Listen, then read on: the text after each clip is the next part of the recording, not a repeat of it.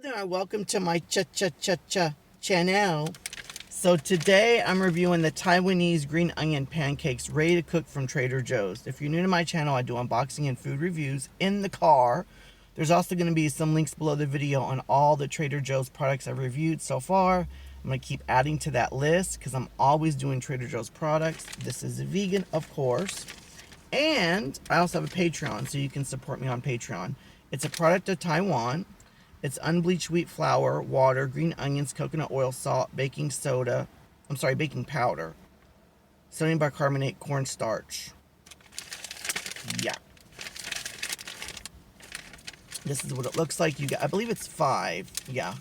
You get 5 pancakes. And it looks like this, and then there's like this paper. I don't know if it's wax paper. It's actually just plastic. Between each one, you take it off, and you put it in your skillet that's preheated. I put mine between 4 and 5 and then adjusted the temperature as I cooked it. I kept flipping it. I will say add enough of oil, but I didn't add a lot. And don't flip it right away. Let it like brown up, because if you try to flip it right away, it's going to stick to the pan. And I've already cut it in corners. This is what it looks like cooked. You can see the inside. It has a little bit of a layer. And I also made a sauce for it, and I'll put the recipe below the video. And I don't remember reviewing this sauce, but we're going to try it with this. This is sweet chili sauce. It's organic, and it's made with dates, so there's no sugar. You know what? I forgot to put my glasses on because I'm going bald, and I don't like people seeing that. I got my stuff, so. It's really crispy. It does smell like egg when you cook it. And my roommate's been eating these. Mmm. Oh, it's really crispy.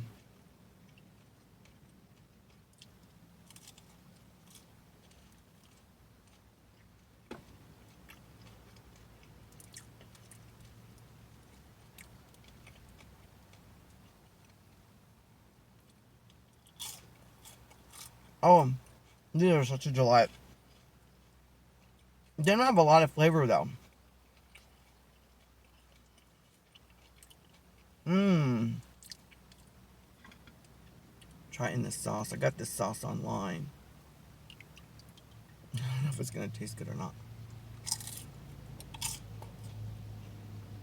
Mmm. Mmm. Mmm. I gotta put the recipe for this sauce.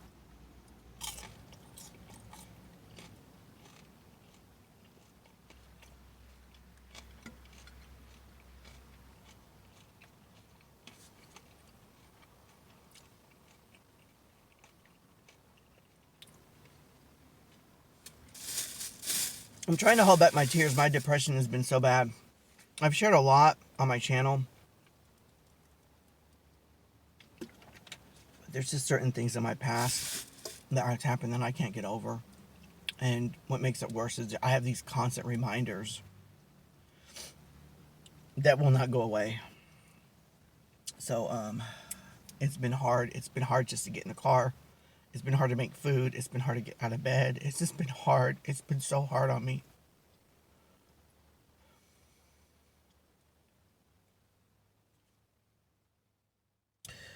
I don't think people realize how hard it is just for me to do these videos, for me to cook the food, for me to get in the car, just for me to get out of bed.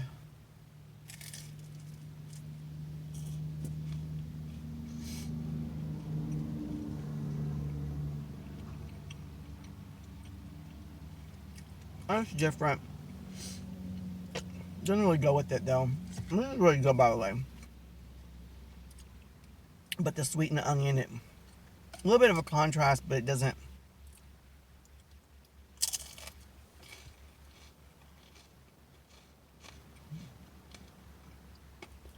I guess I'm going to story time, but these are really good. I'm giving these like a 9.8.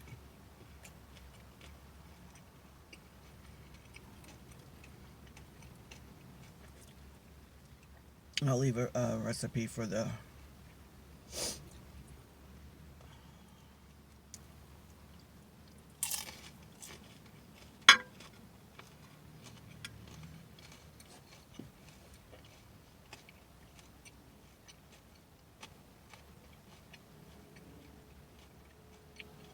You know, people can say to get over this and get over that, but everyone deals things with things differently. Like, for example,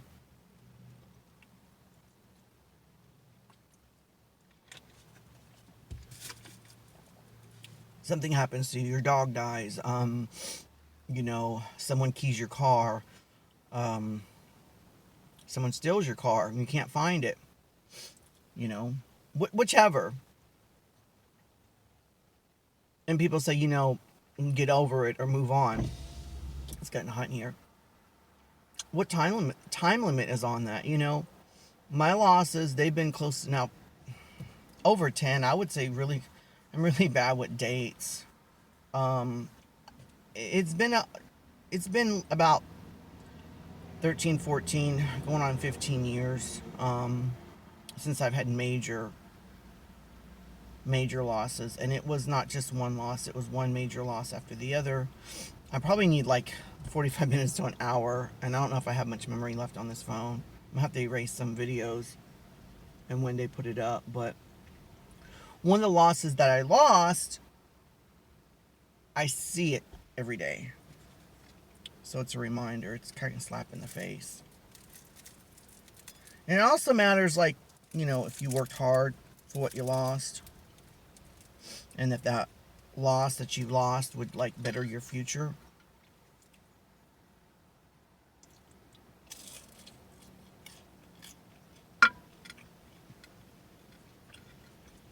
It's a pretty day in Texas. I can't get over this sauce.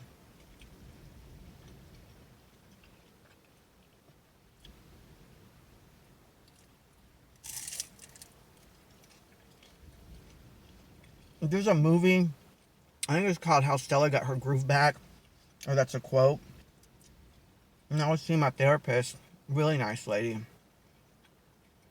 And she was seeing me for free through this organization.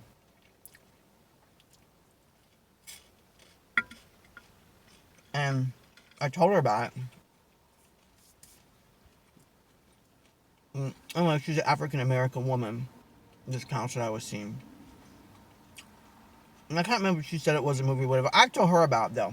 But she knew. She's like, so I got her groove back.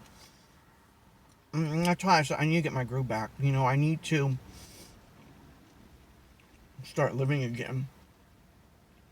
I really miss that therapist. She was really helping me a lot. But unfortunately, because of the way my insurance goes, see all the flakes, I can't see her anymore. But the last time I saw her, and she said, you know, I'm the only black woman here. And she just is really like,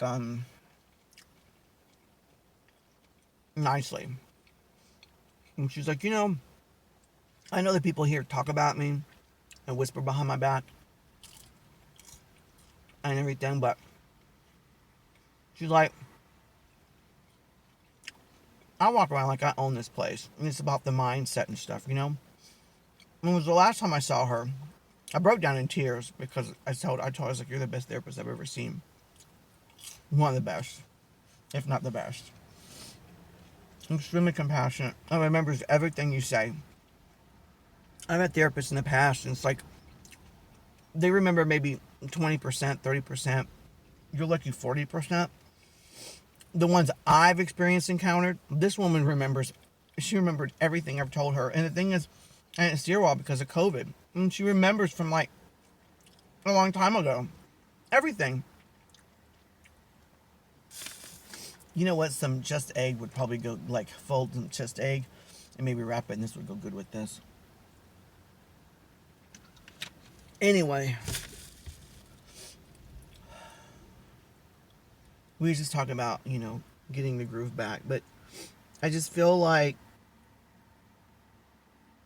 I'm being fake on that in so many ways, because part of what made me tick was security and stability, and those things that gave me security and stability was taken from me, not once, not twice, but many times.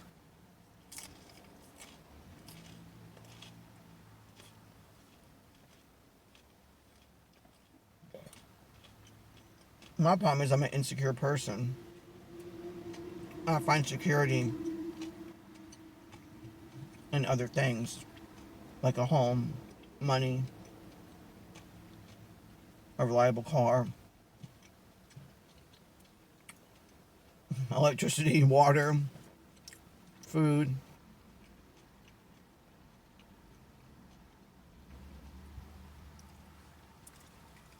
I forgot to dip it.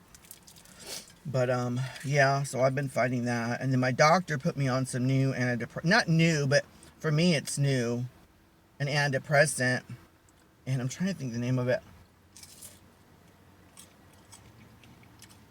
I can't go over how good this sauce is. Anyway, so my depression is getting so bad.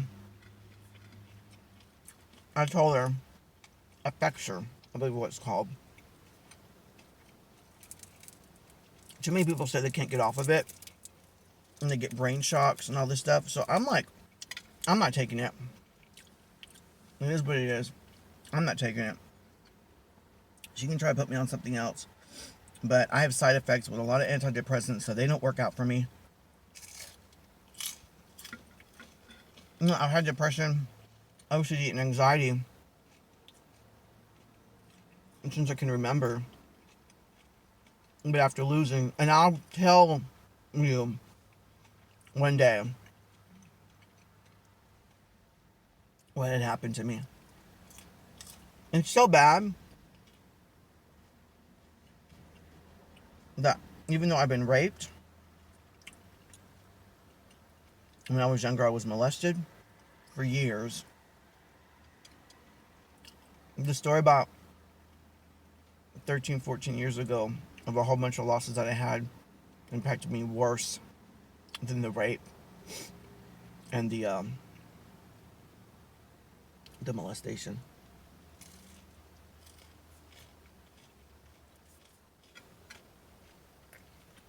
I don't think I'm ever gonna get over. I don't think I'm ever gonna. I know I won't. The thing is, when I had the losses happen to me, I knew. I knew.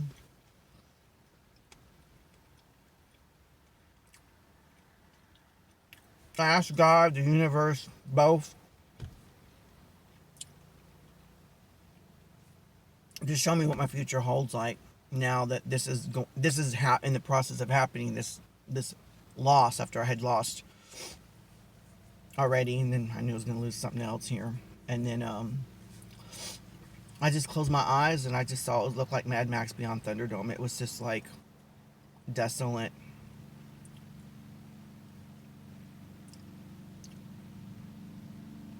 And I knew. And the person who did this change, you know, I don't know, I probably shouldn't get it.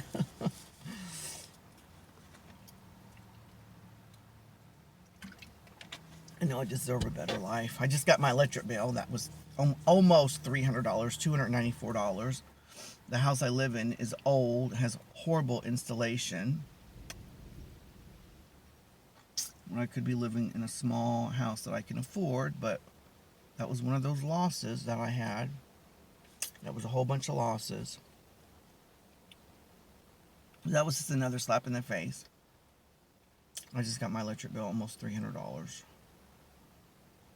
I live on a fixed income, so it's gonna be it's what it is, right? I just know I deserve better. You know, I look back at my life and like, what did I do wrong? I ask myself all the time. I'm like, if you would have told me like 15 years ago that I'd be living like this, I would have told you you're crazy. I would have been like, there's no way. I'd be living in that town, in that house, in that environment. I used to be so clean. I had all my shit together. Now I'm just dirty. I sleep all the time. Well, I mean, even when I was younger, I slept a lot, but it's not just depression. It's just this pain. It doesn't go away. I don't think it ever will. I'll leave a there's a saying, I don't know if you want to call it a poem or something, I found the other day, and it's like, wow, that describes me so well. It's not long. It's not long. But it's actually a video, and I'll like get the text very short, maybe like 6 or 7 sentences. But I just started crying when I heard the guy say it in the video. I was like, that describes me so well. You know, one thing about life is you can do everything right. And I recommend that you try to do everything right. You know, you try to set yourself up for a good future. I recommend doing that. But just keep in mind, especially when other people have their hands in the situation, the matter, your future might not be as bright as you deserve it to be. Because with all the losses I've had, I didn't do anything wrong. I didn't do anything wrong. I didn't do anything irresponsible. I was never behind on bills. None of that. I did everything right. And with my OCD, when I say I do everything right, like I really, like when I do something, when I want something done and I do something, at least it was in the past that way, I went beyond 100%. I went like 2,000%. And it would just tire me out. But I would still push myself. Now, the house is dirty. My car is dirty. Horrible depression. My environment does not reflect who I am as a person. Everything from the decor to just how I live.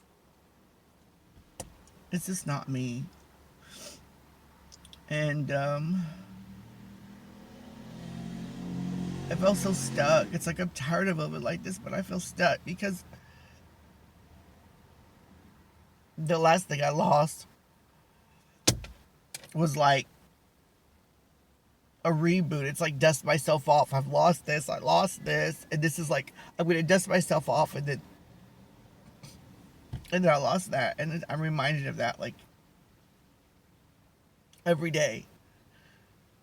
It just slaps me in the face because the thing I lost is like there, like there, but it's, I can see it.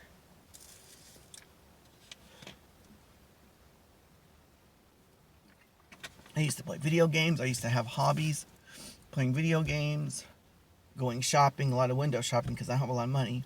But I used to enjoy window shopping. I used to enjoy video games. Now, nope. I hurt so bad. Like, I don't. Sometimes I wish, like, I could just let people feel my pain. Not for a long time, but just for, like, 4 minutes, 5 minutes, an hour, 30 minutes, whatever. I don't know. Because I don't think that a lot of people that know about my situation really realize how deeply it did affect me, is affecting me, and will continue to affect me, you know.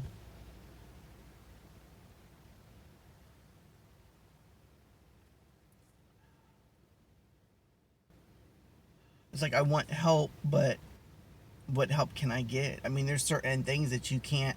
And that's like saying, you know, if I well, yeah, I mean, like if someone steals your dog, or if your dog dies, because you might get the dog back. If your dog dies, like someone can try to help you, but no matter all the help, you're not going to get your dog back. You know, and I have a doctor, and he lost his son, and I was telling him, I was like, I had a lot of losses in my life, and he was like, yeah, I had the ultimate loss. I lost my son, you know. That pain never goes away. And, oh, I could get so into it. I definitely need to, like, erase a lot of things on my phone, so I have, like, probably a good hour. Because that's probably how long it's going to take to describe just all the experience I've had with religion. Like, I've had so much stuff. Like, I could tell you some stories with the church and religion that would just blow your mind. I really honestly think that if I wrote I know for a fact that if I wrote an autobiography, people would literally read it and say, I believe some of it, but a lot of that stuff is made up. And I would think to myself, I wish that some of that stuff in that autobiography was made up. But unfortunately, no, it's all true. And I lived it. And I still go through the pain. Just in odd things. So many odd things has happened to me. Like, where this thing happened and this was close to this and this popped up. Whether you want to call it the law of attraction or whatever. That's far from coincidental. You know what I'm saying? But like for me to tell the whole story, because a lot of stuff happened. And it was just one thing after the other. And it went on for, I don't know, probably about 2 years or so. And it was just like a domino effect. It was just one thing after the other. A lot of bad stuff and then weird coincidental stuff that I still trying to figure out, what that means.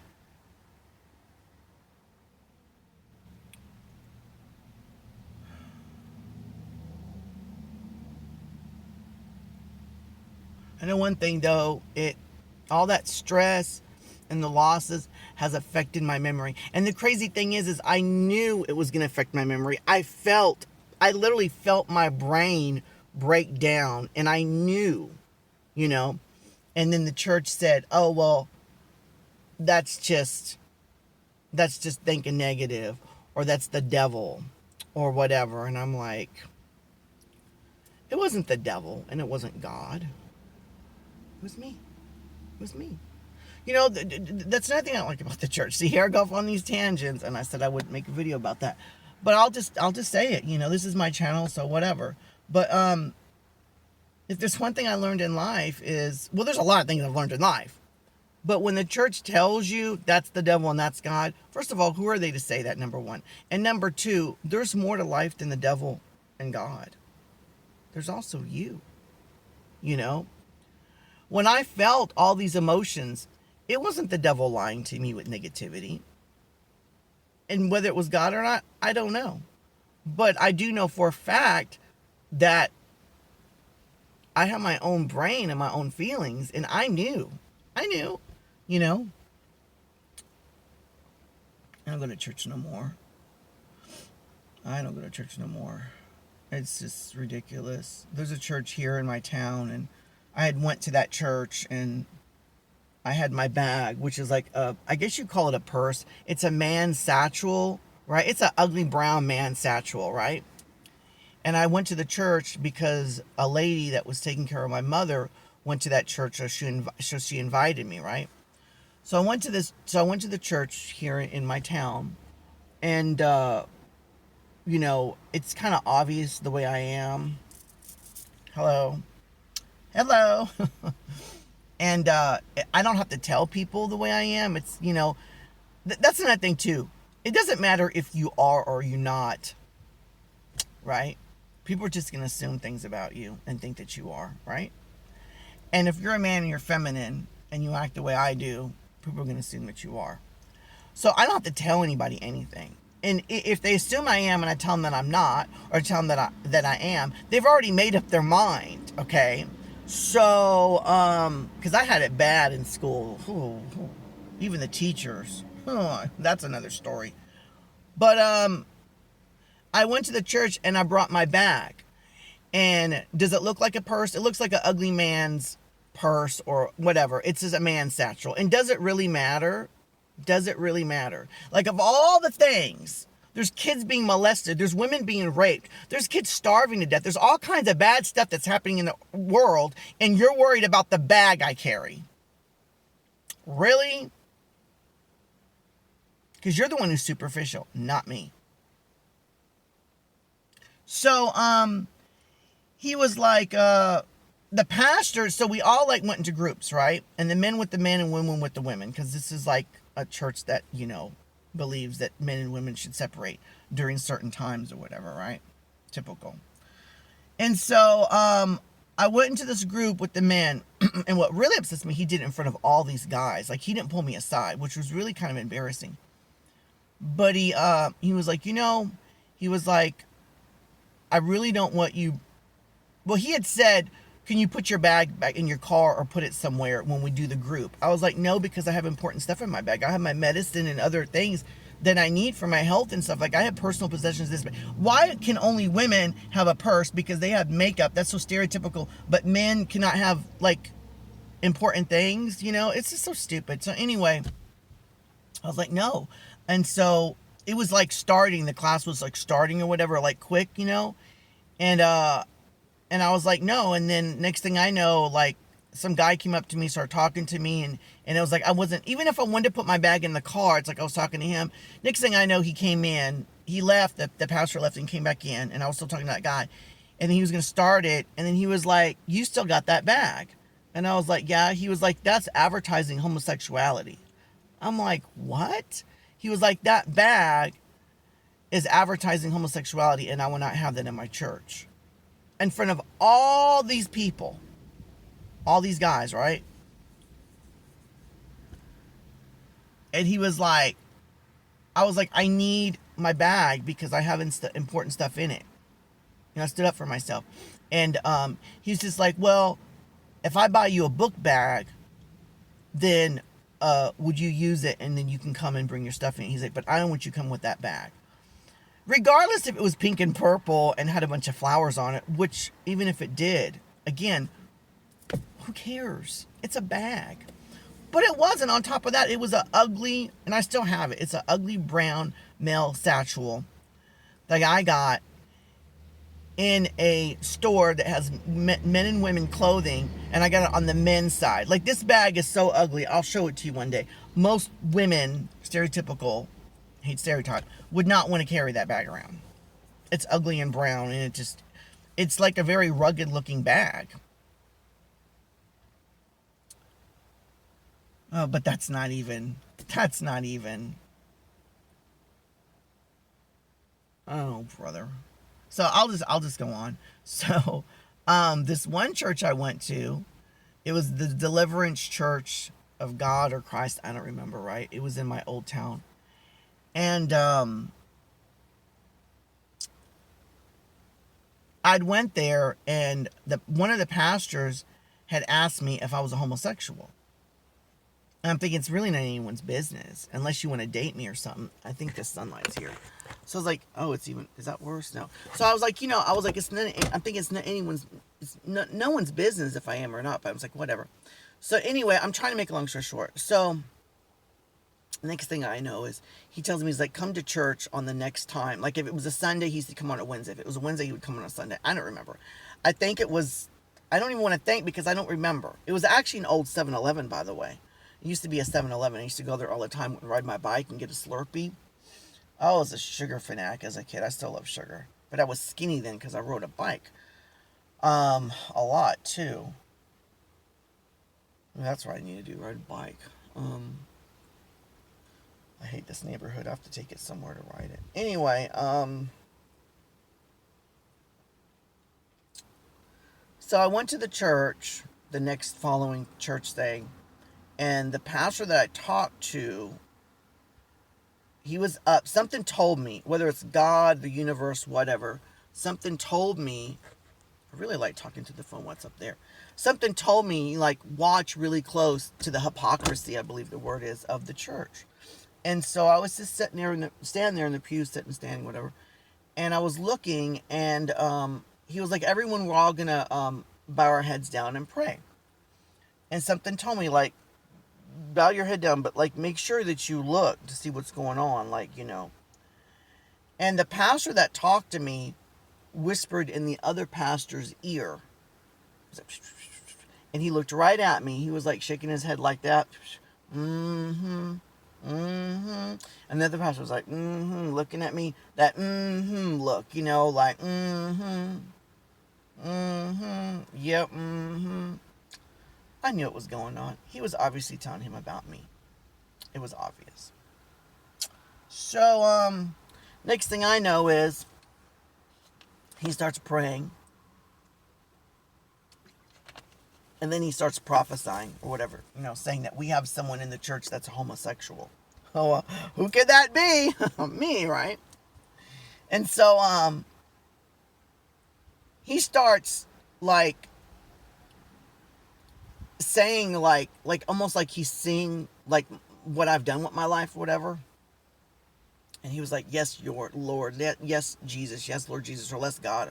Oh, yes, Lord. Or, oh, yes, Jesus. Or, oh, yes, God. You know, one or the other. Or both. He probably did both. God and Jesus. Whatever.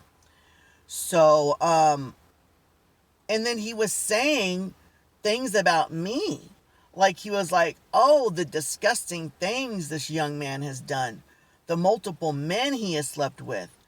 And he's talking about orgies and all this stuff. And I'm sitting here thinking, I was like, I know he's not talking about me. I've never had an orgy. And at that time in my life, how many people have I slept with? Well, I was raped and I was molested. Do you want to include that? Do you? Do you want to include that? Like that was my choice? Even if having gay sex is wrong, let's say it is. Was that my choice? You want to go there? Really? But he was like doing this prophecy. And next thing I know, he's like, come up, you know, so that they can pray for me or whatever, you know, to the front. And something tells me, you don't need to go up there because they're not talking about you. And they're talking about you. Well, that's not me. So I'm not going up there. Next thing I know is the ushers or the workers or whatever you want to call it, they come to me and they literally like take their hand and like this up underneath. That's what I'm saying. When I tell you about a lot of shit going on in my life, I haven't even scratched the surface of the shit I have seen and went through. I haven't even scratched it. So they pick me up by my arm and they pull me, they drag me, and I'm like trying to walk too because like it's kind of hurting. And they take me to the front and well, I'm sorry. First he said, yeah, well, I'm not lying. Okay, this is a long story. This is an old story, so I have to remember. He did say there's a homosexual in the audience, and he's done a lot of things with a lot of men. Like, he didn't say a whole lot. But something told me, he's like, well, that's not me.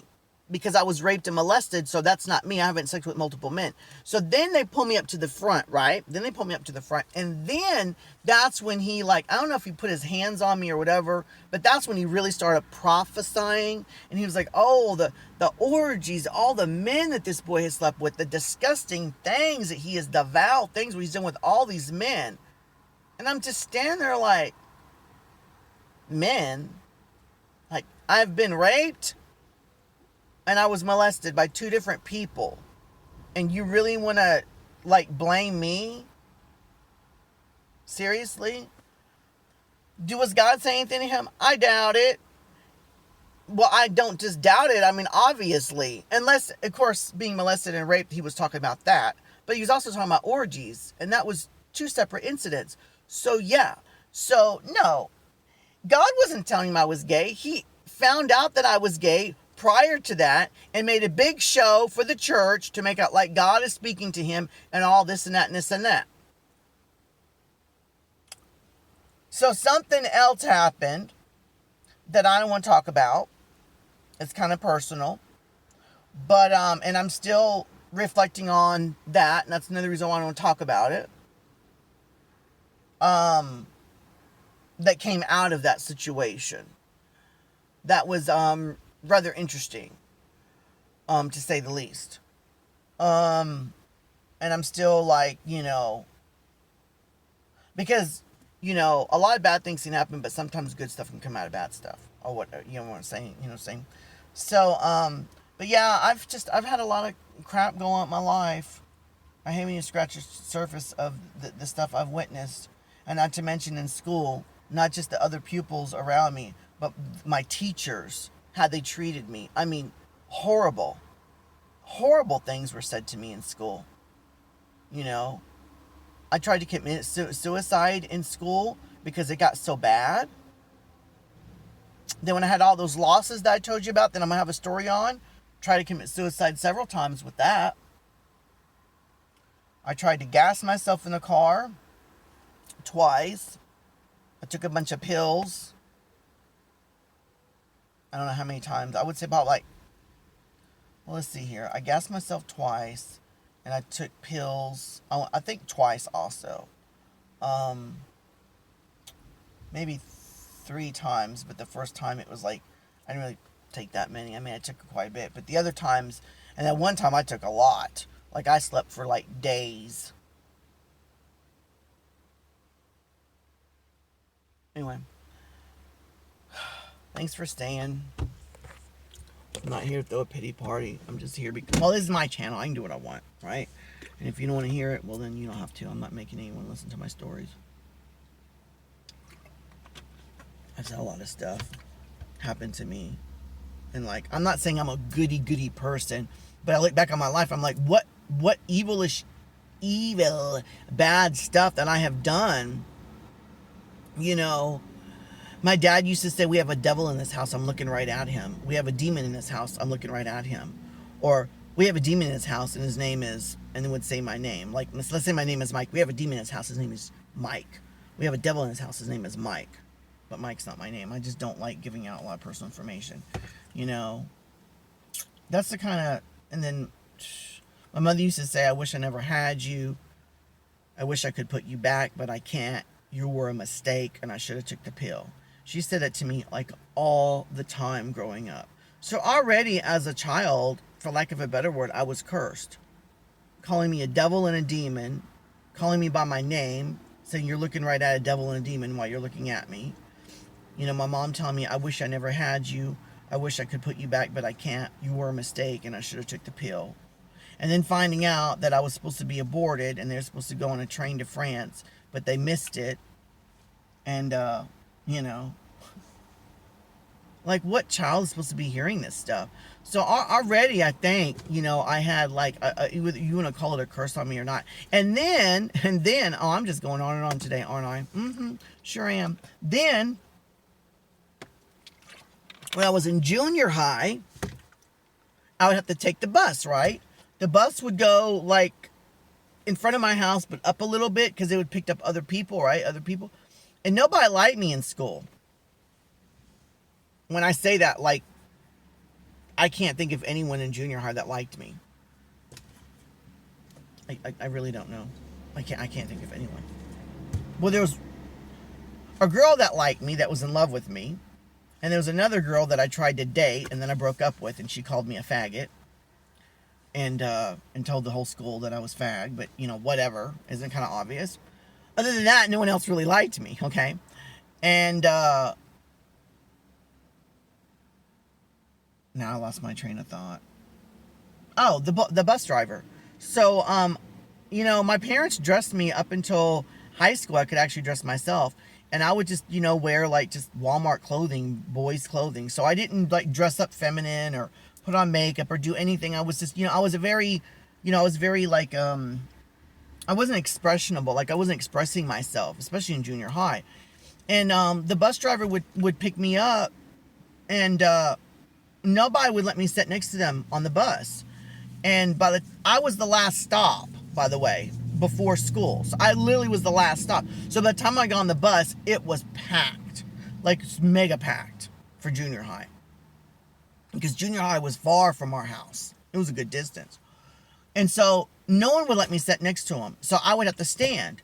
And every time he would do the same thing. Hey, you. Hey, girl. Hey, you girl. Sit down. I never confronted him about it. And the thing is, he lived right down the road from us. On our side of the street, right down the road from us.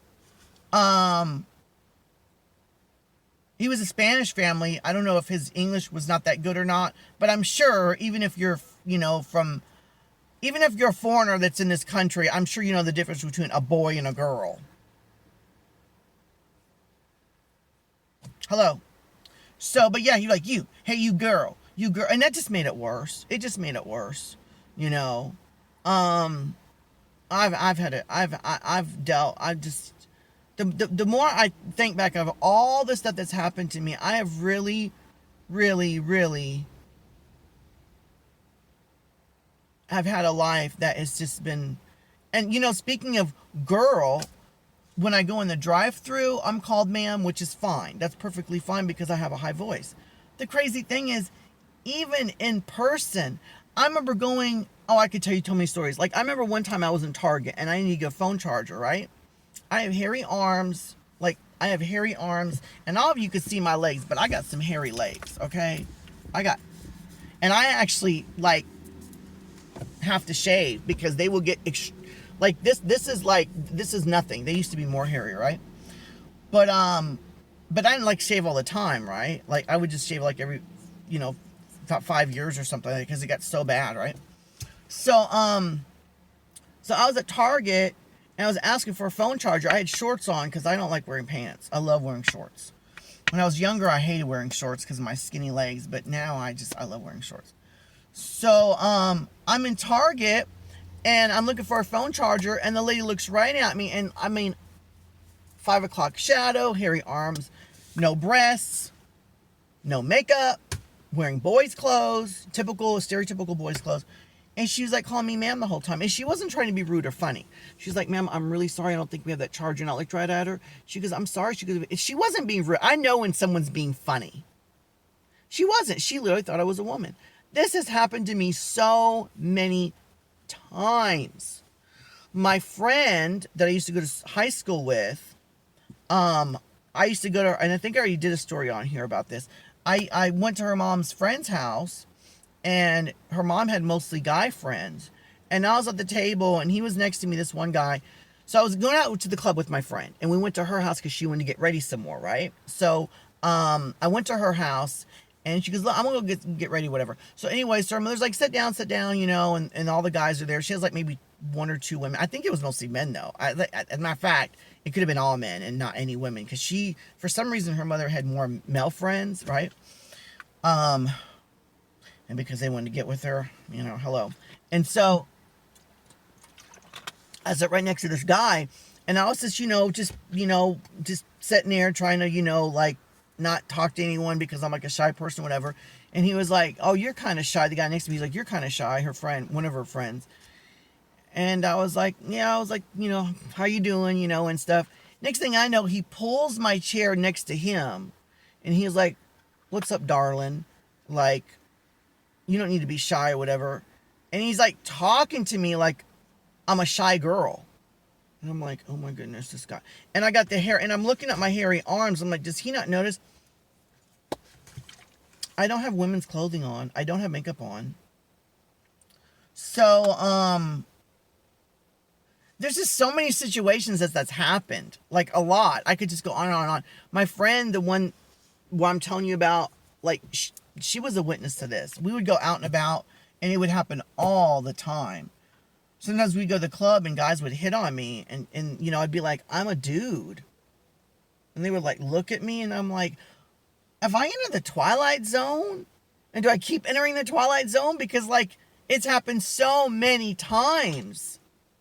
And so I have 2 friends that witnessed it, actually 3, and they're all females. 3 friends that will vouch and come on here and say that I am not making this up, that this happened a lot.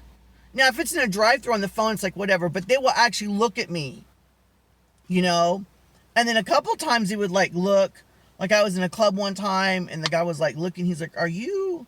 Nah. I'm like, what? And then the other guy would be like, don't disrespect her like that.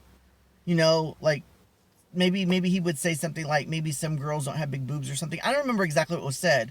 But he couldn't figure out if I was a boy or a girl. And I'm just like, really?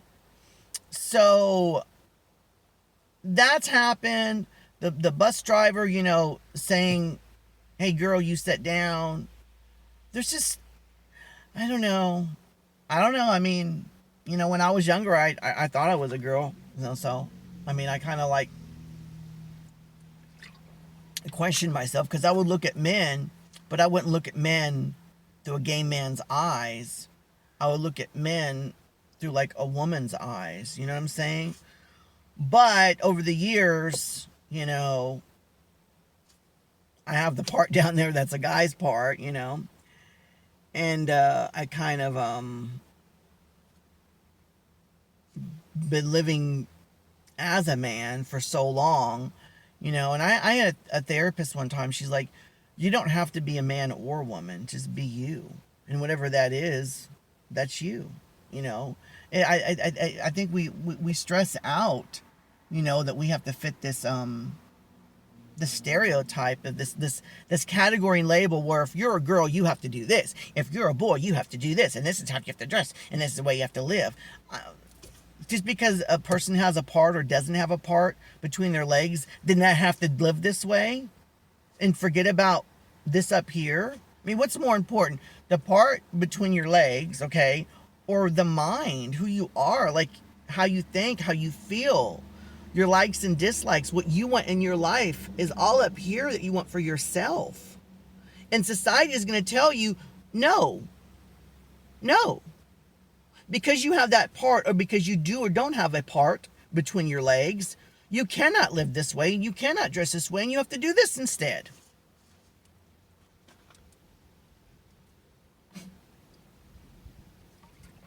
I'm going off on tangents. I'm starting to preach. Maybe I should have a preaching channel. Or maybe I don't know. Maybe I should do that too. I don't know. But it's my channel, and like I've said before, not to be rude, but, if you've stayed this far, thank you.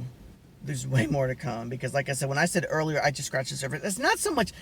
It is a lot on the bad stuff that's happened to me, because seriously, I can tell you some stuff that's happened to me, stuff that's happened way in the church, stuff that's happened in school, with the teachers, my major losses, some crazy stuff that's happened to me medically, that's unexplained. But, what was I going to say? I'm just saying there's a lot more. And whoever who's watching this right now, you're probably one of the very few people that stayed this long. So, thank you. I want to give some advice. I don't know. Just try to enjoy your life.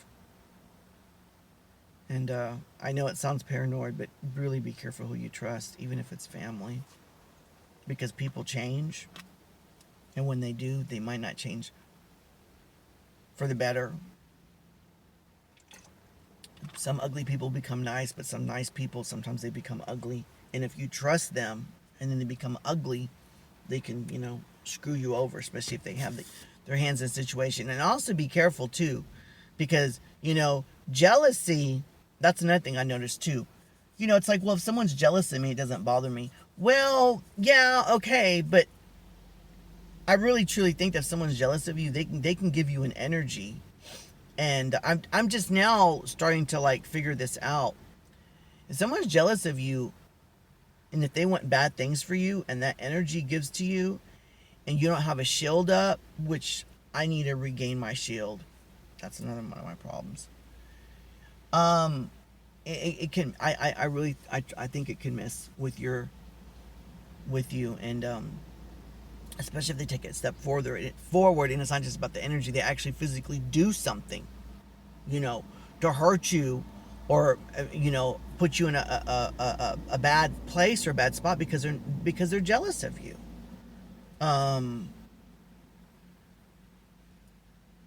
Until next time, have an awesome day. If you stayed for the whole video, let me know in the comments. Thank you so much for listening to me. All I can say is thank you, and I hope that somehow it benefits your life, maybe helps you in some way, because I don't want this to be all about me.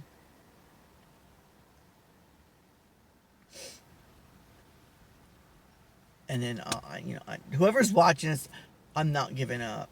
My birthday is literally just around the corner. It's gonna be the 16th, and I'm getting close to 50.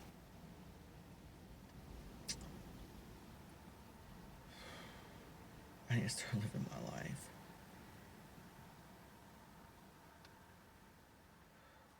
Till next time, have an awesome day. All right, bye-bye.